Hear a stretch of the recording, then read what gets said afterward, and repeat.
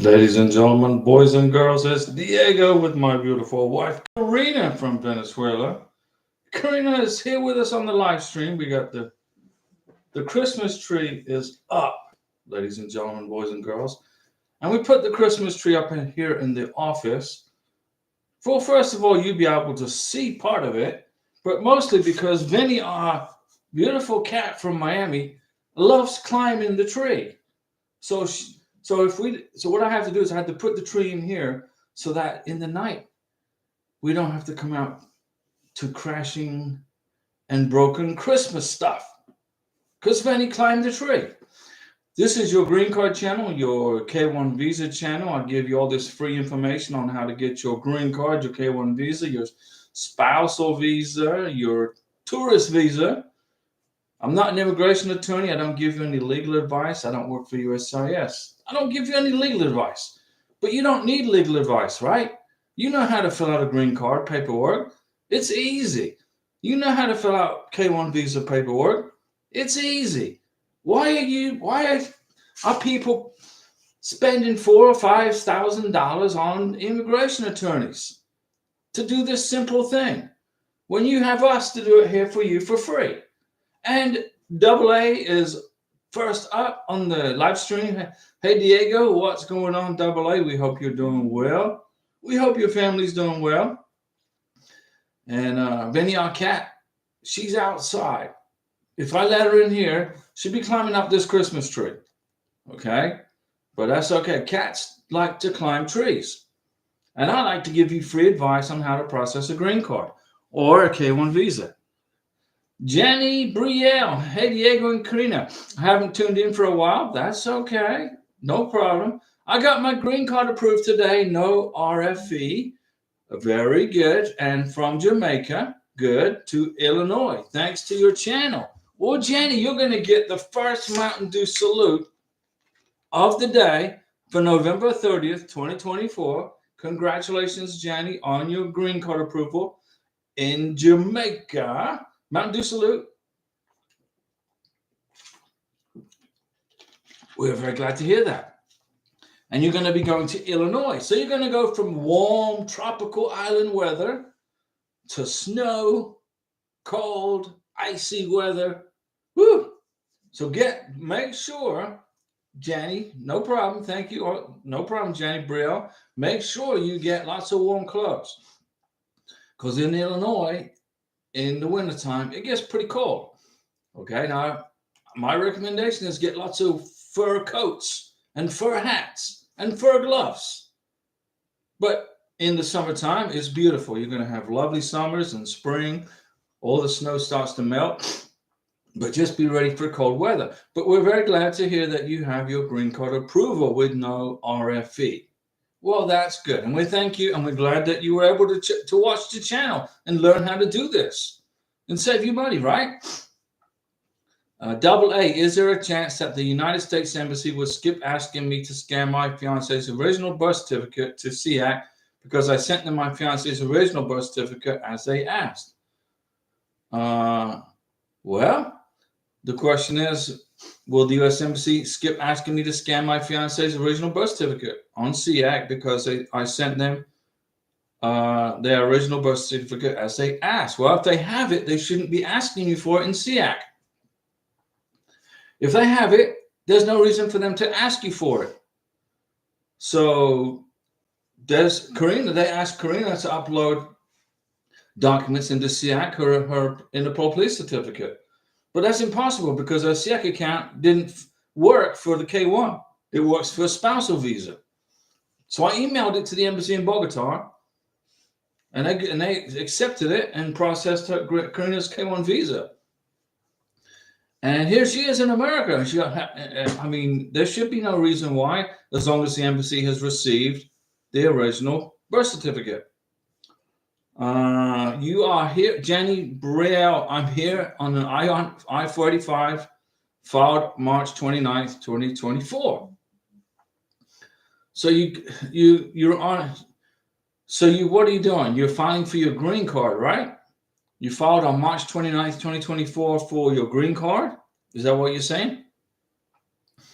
Double A, I don't have an MVC invoice ID number to scan it on SEAC. No, Karina didn't have an MVC invoice number either. So the only thing you can do is one or two things you can do. You can email it to the embassy, say, here is what you want. Here is the birth certificate that you wanted, and explain I can't send it through SEAC because I don't have an MVC invoice ID number, and the MVC didn't provide me one. And the other thing you can do is email the National Visa Center and say, can you send me an MVC invoice ID number so I can upload documents? But what they're going to say is, your paperwork is at the embassy and we're no longer handling your case, which is what I think is going to happen. But what I would do is email the MVC, do an inquiry and say, hey, I need an MVC invoice number. Can you send it to me so I can complete the process? Email, and also scan and upload the birth certificate in a PDF file and email it to the embassy. And another thing you could do is get a certified copy of the birth certificate and send it DHL to the embassy. Mail it DHL, send it by courier service. So you got it sent in the email, you send it by courier service, and explain that to the embassy. And try to remind me what country we're talking about here. Which country was it? Was that, I can't remember. Tell me the country, double A. David Moore, hey, you both have been a great resource during my K1 visa process. I really appreciate your channel. Well, it's your channel. But I'll give you a Mountain Dew salute for the positivity, okay? It's David. We put the channel together for you guys. I was in Villa de Leyva, Colombia with Karina. We were exploring the history of Colombia.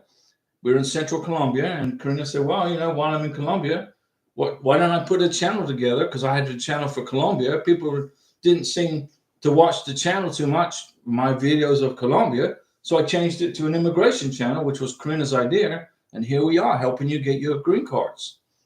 So I've given you all this information. I got up in my head. I've got 10 years of experience processing green cards and K1 visas, okay? And I get a little frustrated when people start spending big money on immigration attorneys because you don't need to. As long as you know how to add and subtract and you know how to read and write, you can put together a green card application or a K1 visa package.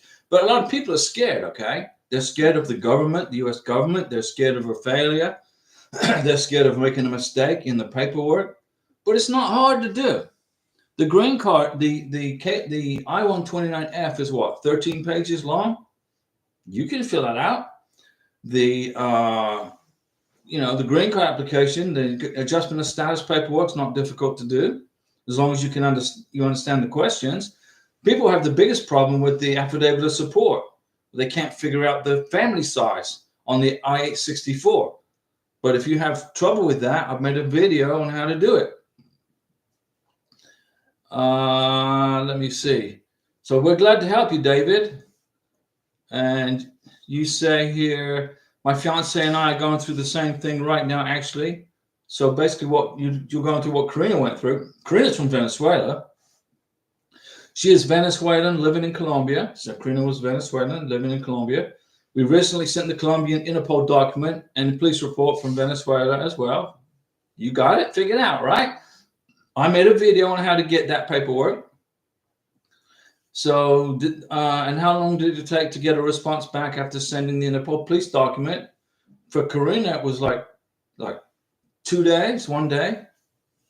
They asked her, Karina, she went to her K1 visa interview November 16th, 2023.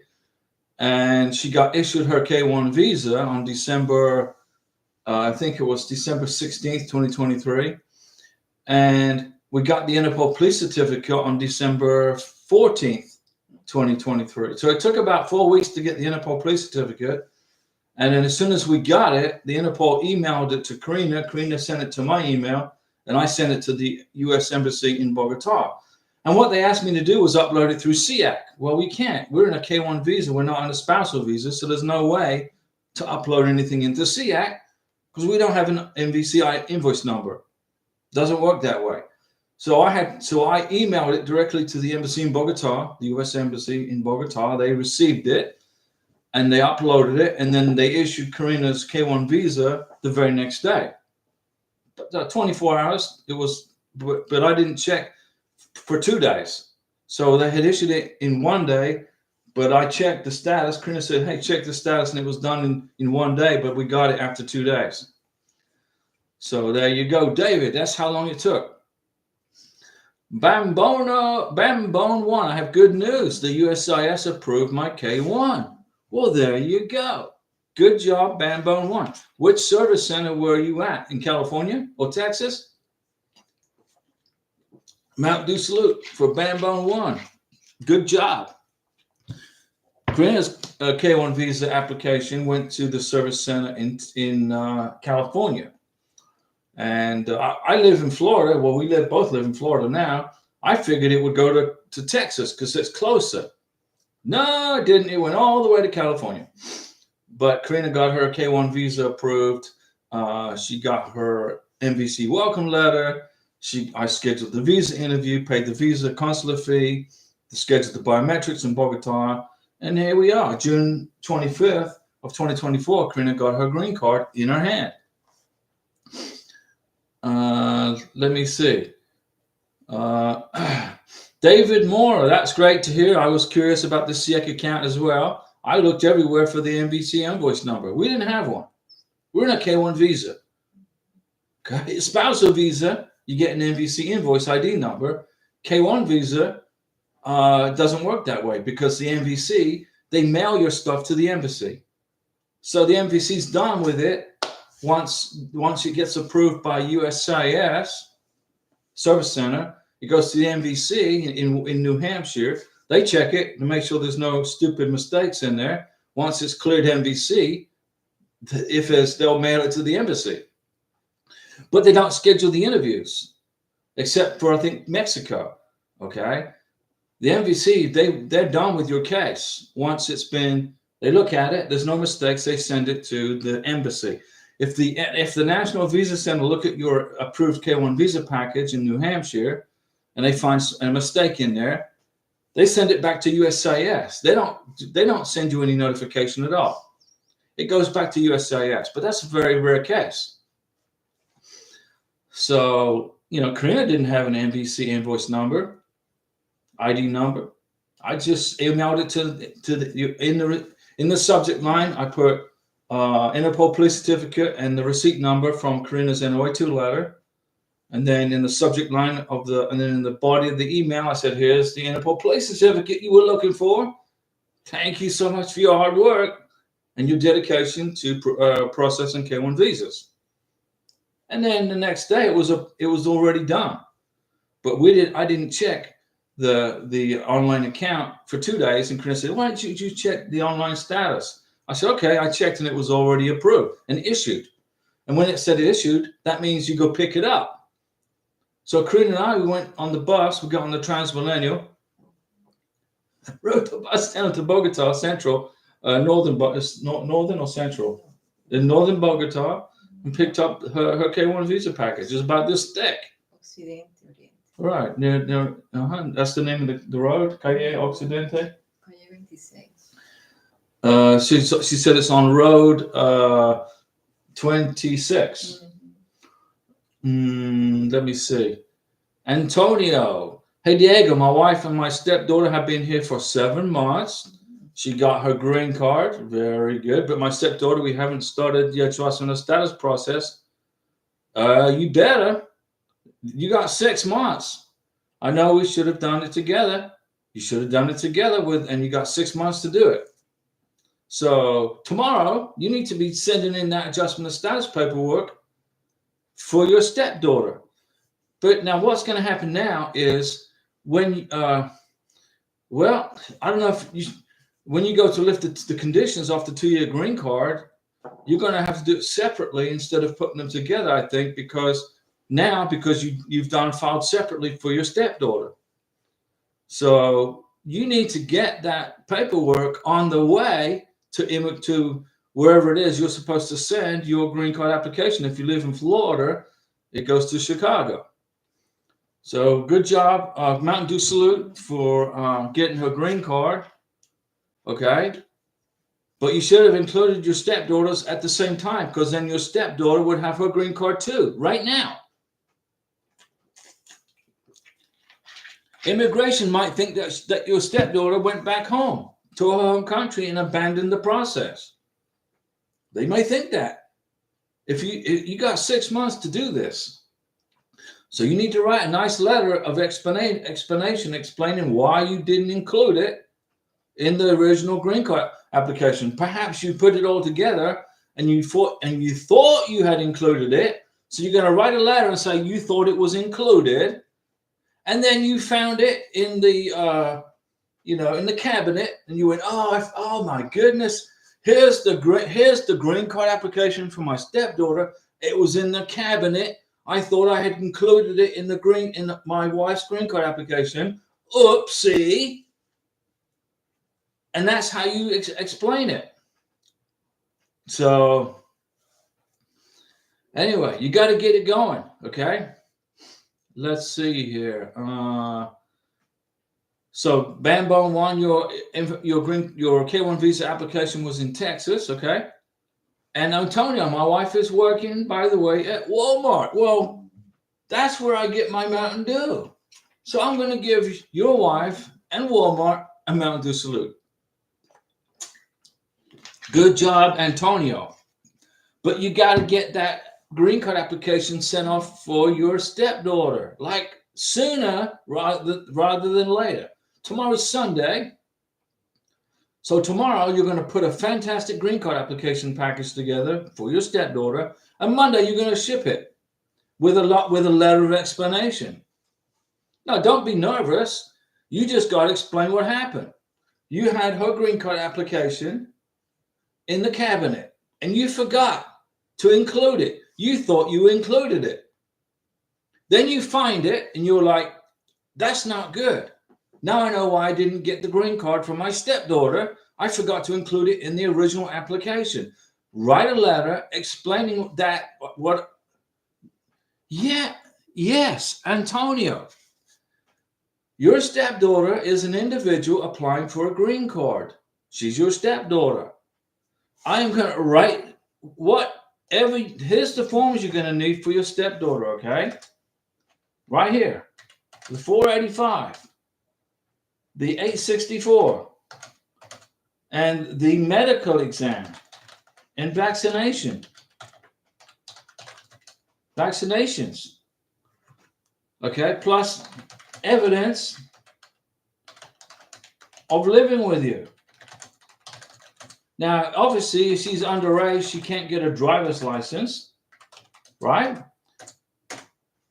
But you can prove that she's living with you. How?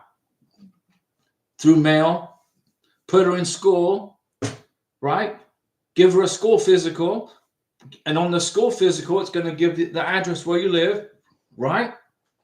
Well, here's my stepdaughter's school physical, and on the paperwork for her entry into her school, it's going to be her name and her address, which is going to match where you live, right?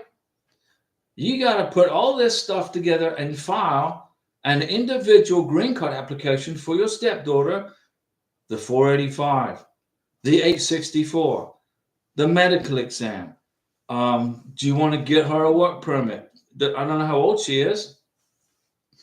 Okay. You got a picture. Do you have any school records showing that she's in high school or middle school or wherever in wherever you live in America? Do you have proof of that she lives with you? She's 5 years old. Okay. Well, you need to get on it. Okay, you got to get pictures. You got to get passport photos of your 5-year-old stepdaughter. You got to get passport photos. Okay, they need the passport photos for the green card. You're going to have to fill out the 485, the 864. Repeat the medical exam for her. Get her vaccination documents recertified by a civil surgeon wherever you live in the United States. Include pictures of your 5-year-old interacting with you and your wife and family members and friends in the United States. Immigration want to see that the 5-year-old is actually in your house living with you. You got to prove it. School records will do that. Okay? Now, you don't have to put together a huge green card application for a 5-year-old. But here's what you're gonna have to include also in the application: the I-94, her passport, biographic page. Right? Listen to me. Her passport biographic page. If I can get the spelling right on how to spell biographic,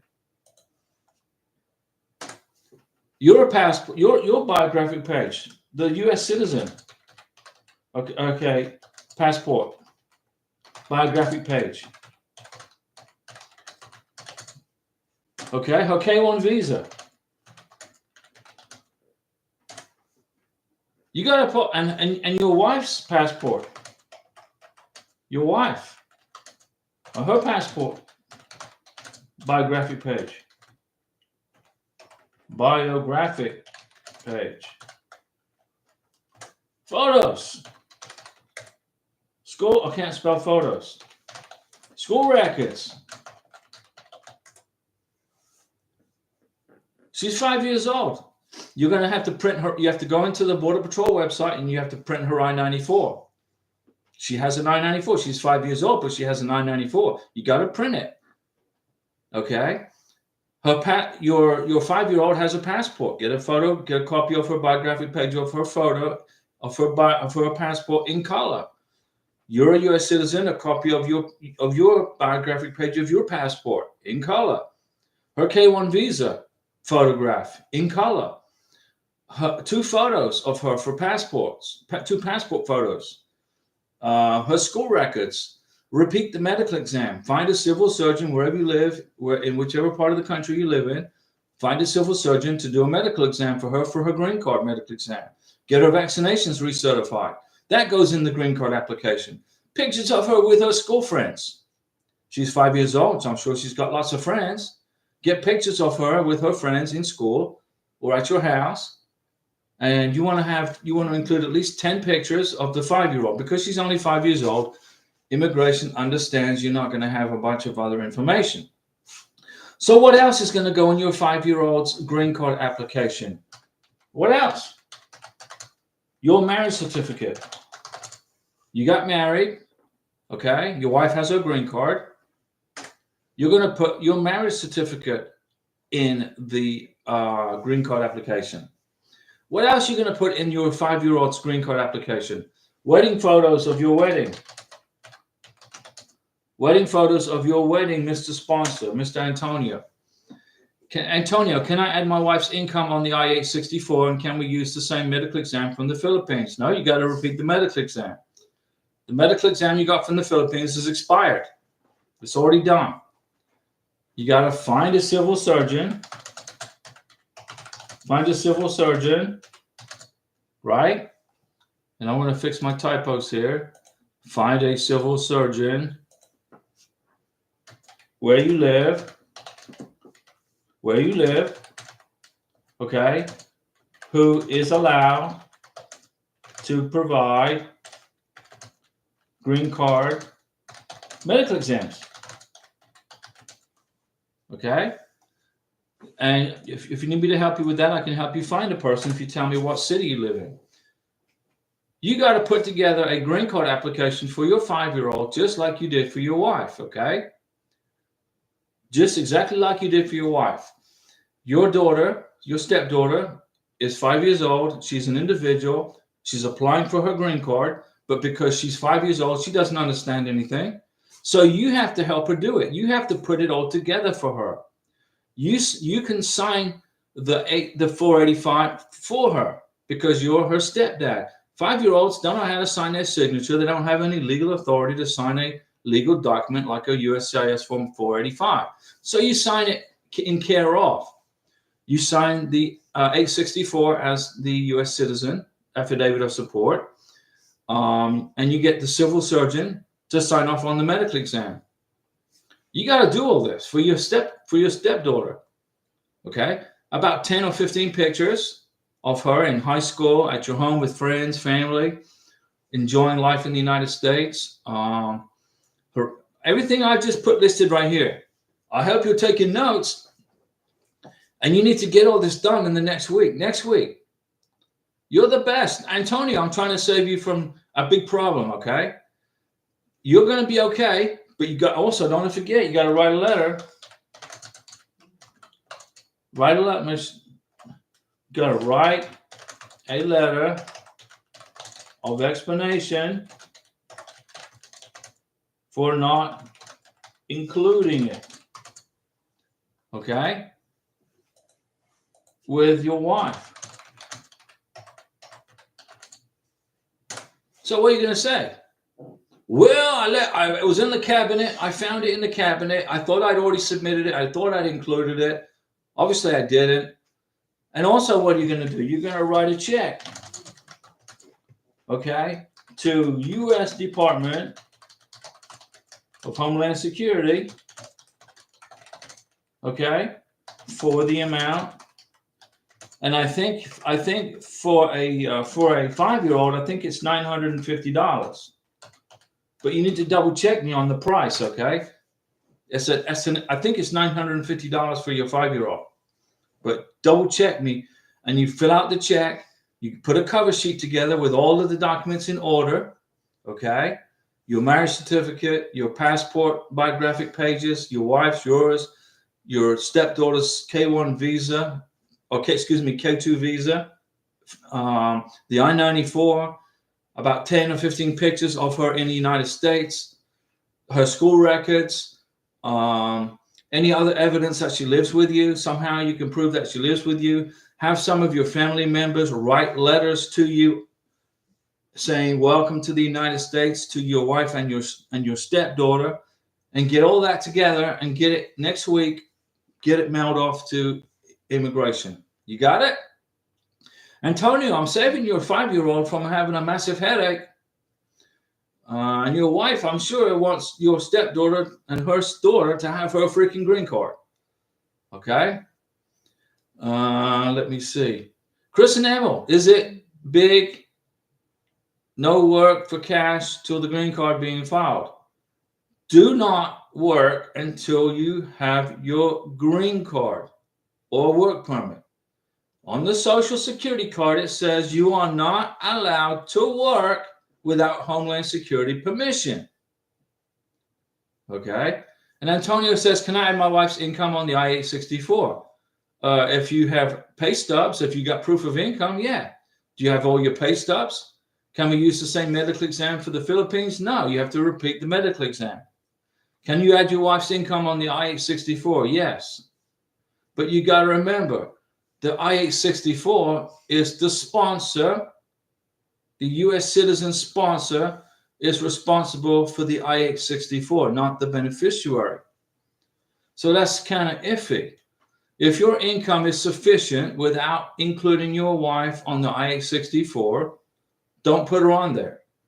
But if you need her on there for income purposes, as long as you can prove her income, I don't see any problem with it. But you got to prove it. Pay stubs, direct deposits, bank statements. Are you on joint bank accounts with your wife, new wife from the Philippines? You got to prove it. Immigration want to sue it. How much are the medical exams in the United States? Where do you live? It depends on the civil surgeon. There's 50 states in America. If you live in California, it's going to cost you an arm and a leg to get a green card medical exam, because in California, it's like $8 just for a freaking gallon of gas. Okay, California is like the Marxist state of the United States. Everything's 300 times as expensive as everywhere else. So it all depends on where you live. But you got to repeat the medical exam. When Karina and I got to America from Bogota, Colombia, first thing I did was call the civil surgeon up and say, hey, I need a green card medical exam. I need to schedule the appointment. Boom. I did it. It cost me $175. But I live in the Panhandle of Florida. It all depends on what the fees are for the doctor. But it's a green card medical exam. It can't be that much. It's not going to be that much. Okay. But if you live in California, Alaska, or Hawaii, it may be a little bit more expensive for you. Okay. But you got to do this for your 5-year-old. Okay. You got to do this. Life in North Carolina. Hello, host from Greensboro, North Carolina. Well, what's going on, Life in North Carolina? And Antonio, you live in Louisiana? Okay. Well, what? Let me see. Let me see. I don't know if I have the address for a civil surgeon in Louisiana. What you need to do is go into USCIS, go into Google, right? Go into Google and type USCIS green card medical doctor, something like that.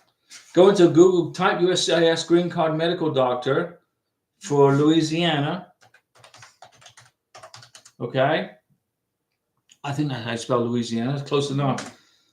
Type in Louisiana. Google, type USCIS green card medical doctors Louisiana, and it will call up the names of the doctors authorized by the U.S. State Department to give green card medical exams.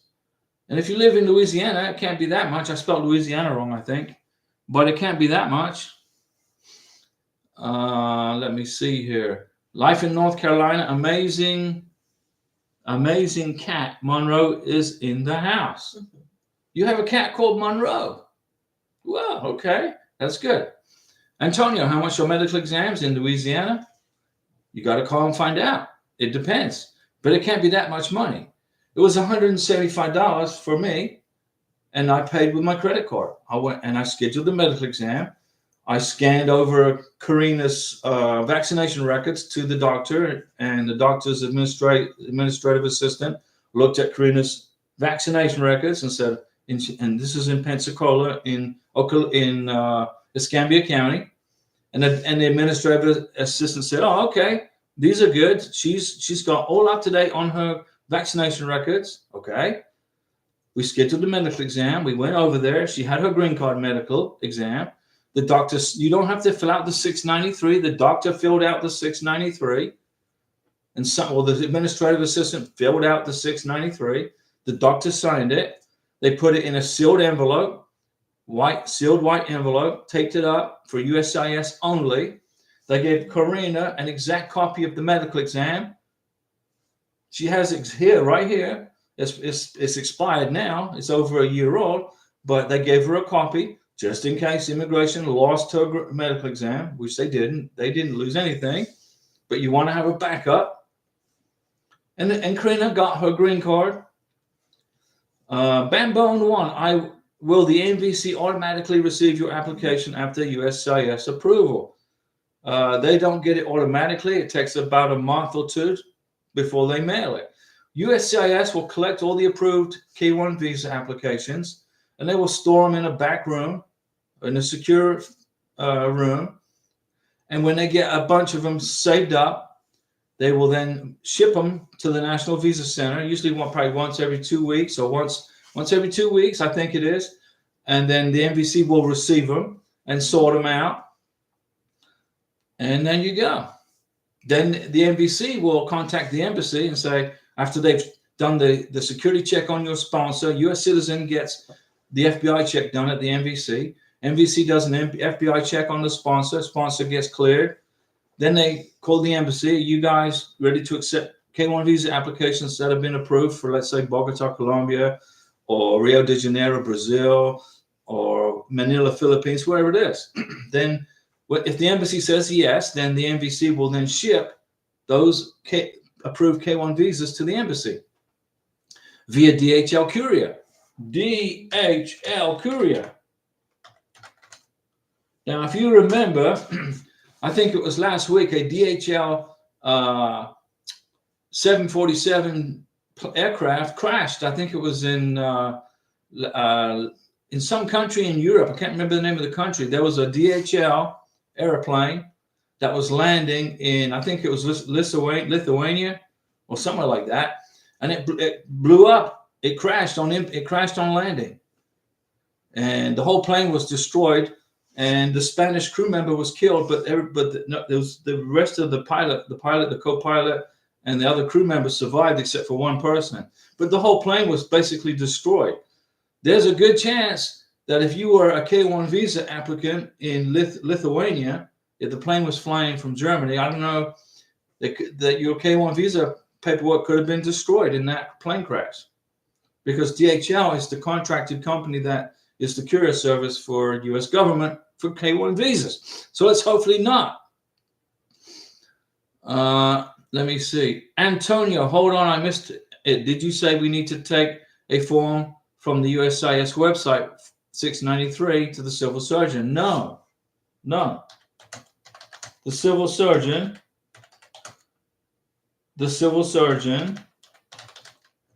has that form. I don't know how to spell it, guys. The civil surgeon has the forms. Okay? So when you repeat your medical exam in America, in the United States, you call the doctor up, you set the appointment, the doctor will sign the 693. You don't have to go to the USCIS website and print it and fill it out. The civil surgeon, that's why you pay the civil surgeon. So we're going to put, here's what we're going to do, right? We're going to put pixie dust all over Antonio's stepdaughter's green card application. We got to put pixie dust on this one and a Mountain Dew salute. Antonio says, okay, I got you. You got to get to work, Antonio. You got to find a civil surgeon in Louisiana where you live. Call them up. Say, hey, I got my 5-year-old stepdaughter. She's from whatever country. She needs a green card medical exam. And she needs her vaccination documents recertified. The civil surgeon's administrative assistant will say, okay, no problem. You go to the medical exam. You bring your 5-year-old with you. You bring your wife with you. And it takes probably in 30 minutes. You pay the doctor for the repeat medical exam. It can't be that much for a 5-year-old. Okay. You get the 693. It's in a seal, and you put it in your 5-year-old's green card application with the vaccination certification. And then that means, but you got to get all this done next week. Okay. And it's what? Well, it's over. Thanksgiving's over with, but it's getting close to the Christmas season now. So you got to get it done sooner rather than later. So you want to have your stepdaughter's green card application already at USCIS before Papa Noel is pulling the presents across the sky in his sleigh. So your 5-year-old can have a very happy, joyful Christmas knowing her green card application is in process. Antonio, okay, I'll go buy ink for my printer tomorrow. The only thing you need to print, Antonio, is pictures. You got to get lots of pictures with your 5-year-old, about 10 or 15 pictures. Print the pictures, put them in the green card application. You gotta fill out your stepdaughter's 485, 864. You don't have to do the 693. The 693 will be filled out and signed by the civil surgeon at the doctor's office. Okay. Now with Karina, I had to translate it, so I was the translator for the medical exam. It was only a couple of pages, so it wasn't too hard for me to translate it. Okay. But if you need to get the 485 translated into English for your beneficiary, let's say your beneficiary is from Colombia and she doesn't speak Venezuela, she doesn't speak English, you need to get a translator to translate the 485 and the 864. Not so much the 864, the 485, which is the application for the green card. So Antonio, what kind of printer do you have? I got a Canon. let me see, what's the name of it? I can't remember. It's a Canon something, T400 something. Sounds like the Terminator, right? I had a Canon printer, and I used it I printed so much stuff for Karina's freaking green card and her K-1 visa. It was a stack of printing like this, like that. I wore out the printer. I was fixing to do I was printing some stuff for Karina's 10-year green card, and it just went poof. I'm done. So I went into Amazon.com and I ordered a Canon printer on Amazon, and it got here within 3 days or 2 days. I'm like, dang, that's pretty quick. They took my money quick too. Let's see here. You got an Epson printer. They're good printers also, Antonio. Good. That's a good company. MB, happy Thanksgiving, Diego. Thank you, Diego and Karina. I filed the I-865 for my change of address. No, you didn't file an I-865. Oh, you're talking about for the sponsor, right? And mailed it to Texas. Okay. I just want to make sure that's the right place. My beneficiary did hers online. Okay, as long as you sent it. And that's for the change of address, right? For the sponsor. And your beneficiary will change her address online or fill out an AR-11 form. So let me see here. That's an application for employment, petition. I think you sent it to the right place. I'm pretty sure. Sponsor's change of address is I-865. So you filled out this form right here, right? Right there. Sponsor's notice of change of address. And you made a copy of it. And I can't remember what the address is off the top of my head, but it sounds like you did the right thing. Make sure you made a copy of the notice of change of address. You got to prove you did it. Okay. And hopefully you sent it DHL, UPS, or FedEx. Hopefully you sent it by like FedEx, because you got to prove you sent it, but there's no cost. You didn't have to pay a fee to change your address. Okay. But make sure you have a copy of that form, because when your wife goes for U.S. citizenship and you file form N-400 for her in 3 years from now, she wants to become a citizen, and they say, well, you moved. Can you prove that you notified immigration of your new address? And then you bring this form with you to the U.S. citizenship interview, the scary visa interview for the U.S. citizenship application, and you say, yeah, here's my change of, and you also have to prove that your wife filed for her change of address too. Okay. I think it sounds like you sent it to the right place, MB, but I'll double check for you for the next live stream, because off the top of my head, I can't remember the address. But it sounds like you did the right thing. But make sure you got copies of everything, because when you apply for U.S. citizenship for your wife, they're going to say, okay, you moved from here to here. Did you notify immigration that you moved? You say, yes, I did. Well, can you prove it? Well, yes, I can. And here's my paperwork. You got it? Because immigration you can use that as a reason to deny U.S. citizenship. You do know that, right? If you move, let's suppose Karina and I move. Okay, we're going to notify immigration where we're at. If I don't, I go to jail, and if Karina doesn't, she gets deported. You got to do it. So let's suppose you move. Okay, you don't notify immigration. You go to your U.S. citizenship interview. You got everything approved. Okay, you've done everything by the book, and you go to the U.S. citizenship interview, and they say, well, according to our computer, you live at this address here. Okay, but according to the K-1 visa application, you lived at this address here. Did you notify immigration of your new address? Well, yes, we did. We filed an AR-11 and we filed the Form 865. Oh, great.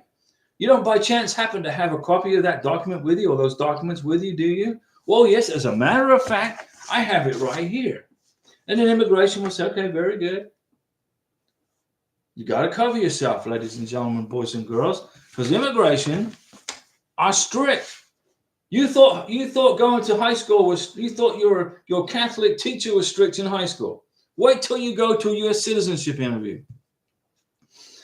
MB, yes, okay. Bossy Mimi 758. Hi. My question is about the K-1 visa embassy interview. As a military veteran, did you need a co-sponsor? It's got nothing to do whether you're a military veteran or not. Whether you need a co-sponsor, it depends on how much money you make.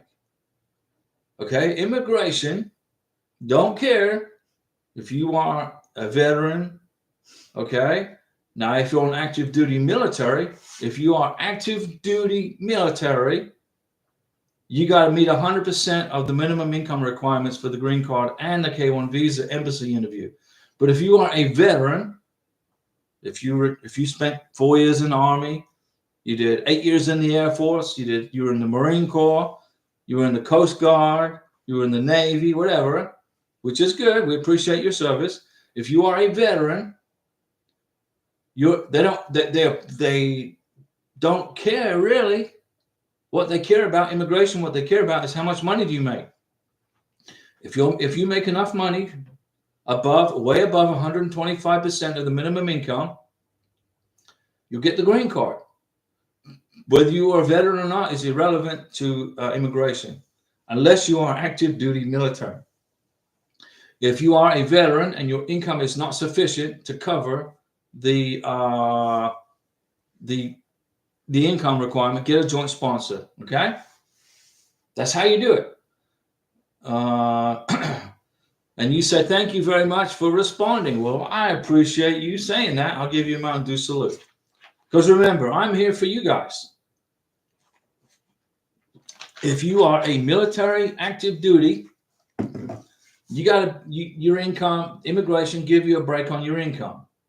Because they know when you get married to somebody who's an active duty military, the beneficiary is going to get automatic free health insurance, automatic place to live, they're going to know they're going to get food on the table. Okay. But if you're a veteran, it's irrelevant. They just want us to know, how much money did you make in 2024? If you're going to file a K-1 visa application in 2025, hopefully you've been dating together. You've been together for at least a year. You've made at least 2 trips to see each other. You spent a lot of time together. You've got a fantastic K-1 visa application ready to go. And you fill it out. You fill out Form I-129F. It's 13 pages long. I mean, a 10-year-old can fill out this paperwork, okay? It's easy to do, but you got to prove your relationship. A K-1 visa requires proof of a relationship. I dated Karina for over a year before I filed the K-1 visa application. And then we lived together in Colombia for 2.5 years. When we filed for the green card, I had a green card application that was like this thick. I mean, every dinner date we went on in Bogota, Colombia, or in Cartagena, Colombia, or in Cucuta, Colombia, or in Chahuachi, or we even had lunch in a place called Berlin, Colombia, right? It was like 2 o'clock in the morning. It was raining. It was freezing cold, and we were about 12,000 feet above sea level. I couldn't hardly breathe. And we were on a bus trip heading to Bogota, and the bus stopped in Berlin, Colombia. It's like at the top of this mountain. And Karina's waking me up. Wake up! We're stopping for lunch. I say it's 2 o'clock in the morning. We're not stopping for lunch. We're stopping for mid-rats. So we got off the bus at 2 o'clock in the morning, right? And I had this fantastic mid-rats lunch, dinner, whatever you want to call it. And I bought this food, and I kept the receipt. I used my credit card. Believe it or not, they took my credit card, and she gave me the receipt for the dinner at 2 o'clock, and it said 2 o'clock in the morning, dinner at this restaurant in Berlin, Colombia, at the top of this mountain. And then we took pictures outside of the bus. Here's this big bus behind us with his lights on. Boom! Big old blaring lights. I said, we got a picture. And when we got home to our apartment in Bogota, I printed the picture. Well, actually, I didn't. We emailed it to the lady who has a print shop, and she printed it. She's now retired. And I took the picture of us in front of this big tour bus in Berlin, Colombia, and then I put the receipt for the dinner on the side of the picture and said, here's our dinner date in Berlin, Colombia at 2 o'clock in the morning at 12,000 feet above sea level. Immigration read that in the K-1 visa application, and they're like, wow, check this out. You know, that's the kind of evidence that they're looking for. Immigration want to see you are in a relationship with your beneficiary. U.S. citizen sponsor, foreign national beneficiary, at least date each other for a year. Make at least 2 trips to go see her or him, and keep all these plane tickets and boarding passes and proof of visiting each other. This is what they're looking for. So when I filed for Karina's K-1 visa application, I'd made 2 trips to Colombia. I had the receipts from the hotel. And then I had my name. Then I put my name on the apartment. We rented an apartment together, and I put my name on the apartment. So when I was in Colombia for 5 weeks, then I was in Colombia for 5 months, and then whenever we paid the rent to our landlord, it was my name and Karina's name on the rent receipt. So I had 5 rent receipts. I had hotel receipts. I had plane tickets there and back. I had pictures. I had photos of my visa stamps entering Colombia. Although now they do it by biometrics, so it's kind of hard to get a visa stamp to enter Colombia now. So it's biometrics. But in the past, it was a stamp. Okay? So Karina's K1 visa application had like 50 pictures, 2 trips, 2 trips to see her, my name on the apartment. I was paying with my name on the for the electric, right? The gas, the water, and we went to Jumbo supermarket down the street. We bought all the food for the for the apartment.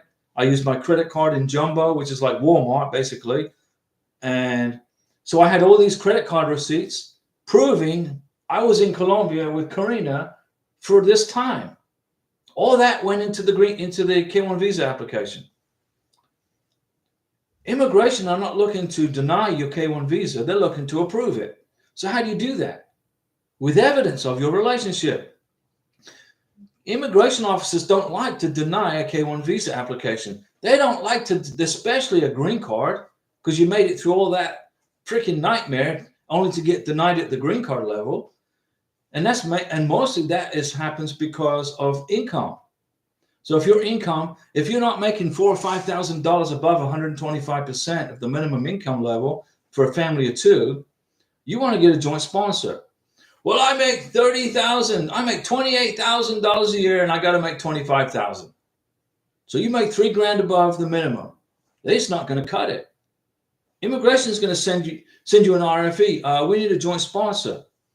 If you don't pay tax on, let's suppose you're a military veteran, you're disabled, and you get 100% disability. Your Social Security isn't taxed, and your disability from the VA isn't taxed. You live on total tax-free income, and you don't file a tax return. Get a joint sponsor. If you're making $60,000 a year tax-free from Social Security and the VA, that's more than enough for a family of 2, right? You only need to make $25,550. But here's the deal. If you don't pay tax, if you don't file a tax return, get a joint sponsor. Okay? Or else you'll get an RFE. Immigration want to see you paying taxes for some reason. And let me see here. Ajali, hey Diego and Karina, happy Saturday. Now it's happy Sunday if you're in Australia.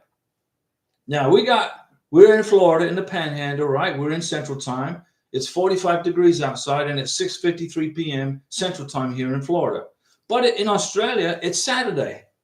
In Australia right now, it's Sunday. So everybody in Australia, happy Sunday. Because we know you're watching us from Australia. Hosias, let me see here. Ajali. Hosias, hi Diego, I got the letters in the mail, both. Imagine that. Hosias, how many letters did I say you were going to get? How many letters? Do you remember? 2. Guess what did you get? What did you get in the mail? 2 letters. Good job, Hosias. Now, Hosias, ladies and gentlemen, is from Argentina. So I always give a salute, a Mountain Dew salute, to the president of Argentina. I love that guy. To the president of Argentina. President Milei. He is going to save Hosias. President Milei is going to save Argentina from destruction. He's a good president.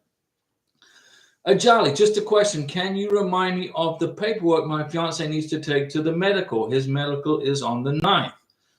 Well, he's got to have this is for the K1 visa interview in Dominican Republic, right? For the medical exam in Dominican Republic. He's got to bring his passport, his birth certificate, the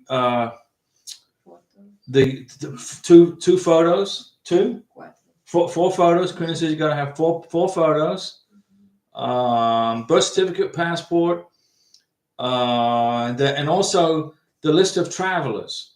The NVC should have sent you an email, or the embassy should have sent you an email saying that this is all of the information for your beneficiary, Ajali. Whatever emails that you received or he received from the embassy and or the NVC, that's what he's got to bring to the medical exam. Okay? That's it. Let me see. Hosias, but I haven't got the online access code letters in the mail. Would they come soon? And I'm sure that biometrics should be coming soon to my mail, right, Diego? You'll get biometrics in the mail soon, yes. They cashed your check, right? Osiris, that the U.S. government took that money from you and they ran with it. You didn't get any RFEs. You did good. You listened to me. Now you're just waiting on the biometrics. They cashed your checks perfectly. So they got your money and they ran. That's good. You are good. So now you just need the letter for the access code information. They should have sent that to you. You should have received it with the other letters. I need those online access codes to track the case. You're right. But I don't see why you don't use your old USCIS online account number to track your case. Karina, she got a letter in the mail when she got her green card approved. They sent her an approval letter, I-797, and they sent her a letter with an online access code process on how to create an online access. And we didn't need it. We just used her old online access because the online access code is just valid for 90 days. No, what do you mean? Well, if it's only valid for 90 days, they just want you to change the password. That's all. Do you really need to track the case? The old USCIS account has been created 2 years ago. Well, Karina's was created 2 years ago also, but we still used it to track her case. It was in my phone. It's on the computer here. If I want, it didn't expire. You just got to put in the new password. I think you're getting confused with an access code and the password. Yes, I do want to track the case because I want to know what's going on. Well, right now, let me tell you what's going on so you don't have to look in your phone and give yourself a heart attack. Right now, you're waiting for your biometrics letter. Okay? That's what you're waiting on. You're going to get a letter from USCIS. Your biometrics is scheduled for this day, at this time, at this location. So you go to the biometrics. You bring the biometrics letter with you with your passport and your marriage certificate. Don't forget, your passport, your marriage certificate, and your appointment letter. You bring those three things with you to the biometrics. You go into the biometrics. You have your picture taken. You have your fingerprints taken. Boom. And you sign your full name so they can read it. And you're done.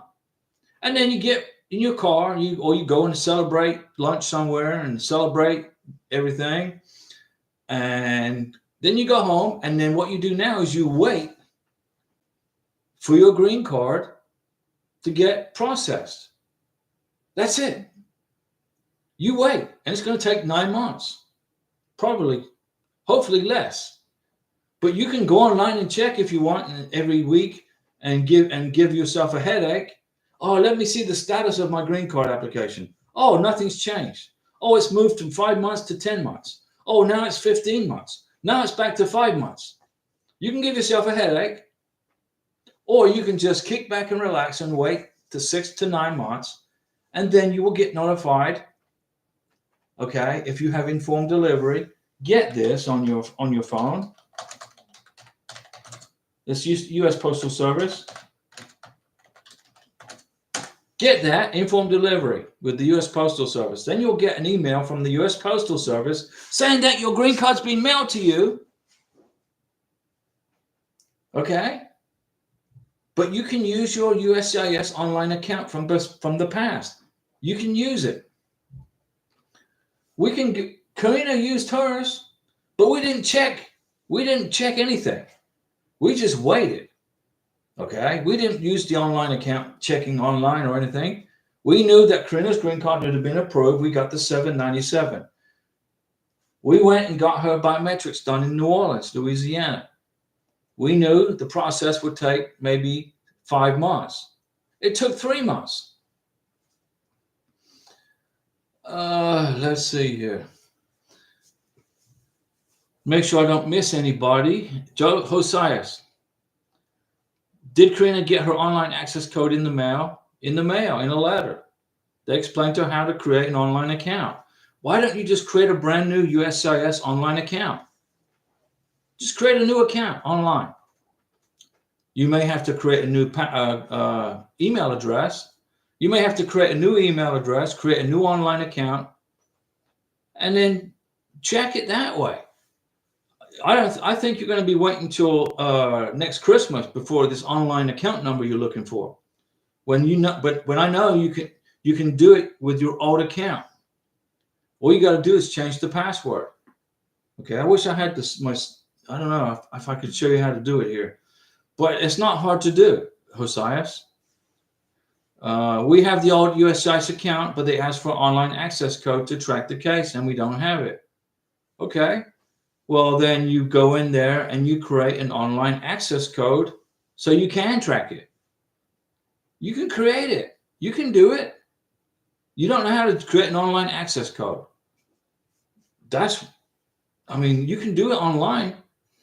Do this. Google this. Google create USCIS online account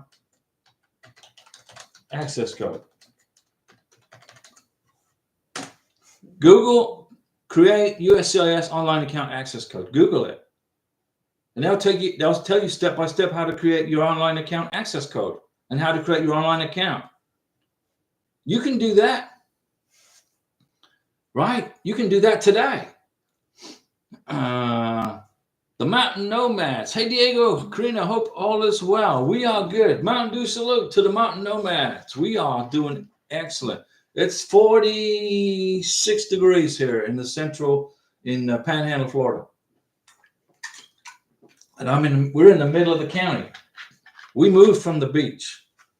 Well, I moved from the beach before I even met Karina. I was living too close to the freaking beach, okay? And I know hurricanes are very destructive, and I survived like 3 or 4 hurricanes. I was very lucky that the house was not destroyed. So I sold the house close to the beach and moved inland like 30 miles. Now, it's still not 100% secure from a hurricane here, but we definitely won't be getting any storm surge, which is a good thing. I remember when there was a hurricane, Hurricane Ivan came through. When I returned, I evacuated to South Carolina. When I came back to Florida, there was boats, refrigerators, ATM machines, Coke machines, Mountain Dew machines lying all around the streets. It was horrible. My next door neighbor's house had a tree in the roof. I'm like, man, and my next door neighbor was from France, so he only used the house for the summer. So it was horrible. So I said, I'm out of here. I sold the house, moved up here in central Florida. Well, I'm not Central Florida. I'm in the Panhandle, but further north from where I used to live. Josias, thank you, Diego. I will see how to figure it out. Just do what I said. You can do this yourself. Okay, don't be dependent on the government to help you with this. I've given you the tools on how to do this. You can do this, Josias. Come on now.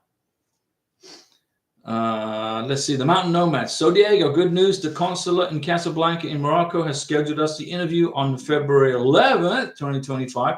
I said it was going to be probably in March. I figured March, but you got February. We thought we would schedule it ourselves, but luckily they sent us the email. So, and the medical exam is scheduled on January 30th. So you are doing everything perfectly. The Mountain Nomads, that is a perfect time to schedule the medical exam. Mountain Dew salute. You got the medical exam 2 weeks before the visa interview. So that gives you time to go to the medical exam, do the x-ray, get the blood tested. And if the doctor says, well, we need one more thing, another blood test, whatever, which it probably won't happen, but it could happen. If it does, then you have time to get it done before the scary pre-visa interview at the U.S. Consulate in Casablanca. So February 11th, 2025. So that's going to be a big day for you. If you have any questions, the Mountain Nomads, if you have any questions on what to expect at the consulate interview, let me know and I'll give you a rundown. But it's not, as long as you have all of the evidence, of your relationship, you continue to maintain contact with your beneficiary.